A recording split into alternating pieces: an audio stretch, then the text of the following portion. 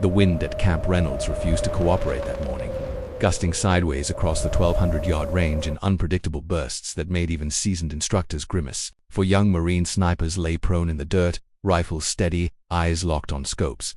Breathing controlled the way their training had drilled into them for months. Yet round after round sailed wide, kicking up dust just beside the steel targets instead of striking true. Staff Sergeant Cole Bennett paced behind them, jaw tightening with each miss, frustration mounting as the clock on their qualification deadline ticked closer. Again, he barked, though his voice carried more worry than command. These were his best shooters, hand-picked for a deployment that could not afford hesitation, and something invisible kept defeating them. It was in that moment of mounting frustration that an old man appeared at the edge of the range, leaning on a wooden cane, wearing a faded jacket with a patch too worn to read clearly. If you have ever watched someone dismiss a person before truly seeing them, you already sense where this story is headed, and if it is stirring something familiar in you, keep watching. Because what unfolds next is the kind of moment cameras rarely capture but memories never forget. The young Marines barely glanced his way, assuming him to be a wandering veteran drawn by nostalgia to the sound of rifle fire. Bennett, however, recognized something in the old man's eyes, a stillness that did not belong to spectators. "Can I help you, sir?"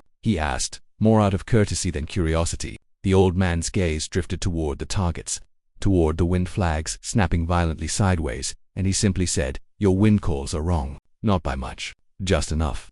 His name was Harold Griggs, though the young Marines had never heard it, and few outside a small circle of old warriors ever would. Decades earlier, he had served 2 tours as a sniper in Vietnam, credited with confirmed kills that remained classified long after his hair turned gray, and his hands grew unsteady from age rather than fear. Bennett studied him for a long moment, torn between protocol and instinct, before finally asking the question that would change the entire morning. "Would you like to show them, sir?" Harold's mouth curved into the faintest smile, the kind carried by men who had waited years to be asked rather than dismissed. He walked slowly toward an empty rifle position, lowered himself down with visible effort, and settled behind the weapon as though decades had not passed since he last held one.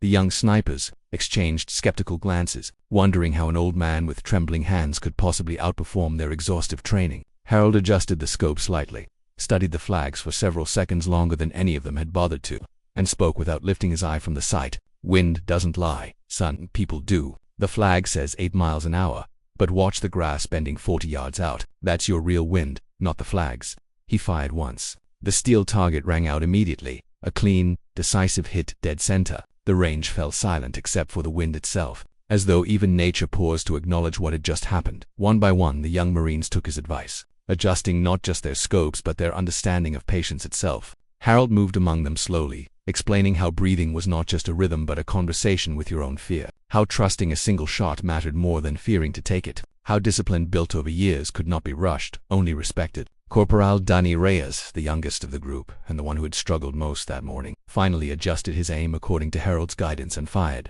The impact rang out clean and true, and for the first time that day, the young Marine's shoulders relaxed, disbelief turning into quiet pride. Harold placed a weathered hand on his shoulder and said nothing further, because nothing further needed saying by the time the sun began sinking behind the tree line. All 4 Marines had qualified, their confidence rebuilt not through punishment or repetition, but through patience finally understood. Bennett approached Harold as he prepared to leave, offering a salute that the old man returned slowly, deliberately, as though honoring not just the gesture but the years it represented. "Thank you, sir," Bennett said quietly. Harold merely nodded, turned toward the setting sun, and answered simply, "Just needed reminding what the wind actually says." If this story moved you, if it reminded you that wisdom often hides behind quiet, unassuming eyes, then do not scroll past it in silence. Share it with someone who needs a little more patience today. Subscribe for more stories like this one, and tell us in the comments which veteran in your own life taught you something no manual ever could.